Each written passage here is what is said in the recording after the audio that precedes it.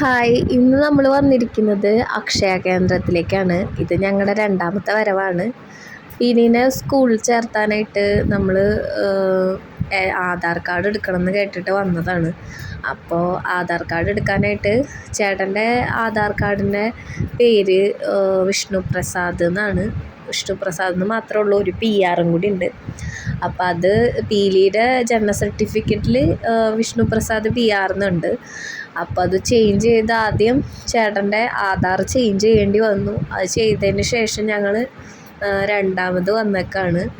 അപ്പോൾ ജനന സർട്ടിഫിക്കറ്റിൽ അച്ഛൻ്റെ പേരിൽ എങ്ങനെയാണോ കിടക്കണം അതേപോലെ തന്നെ ആധാറിലും കിടക്കണം.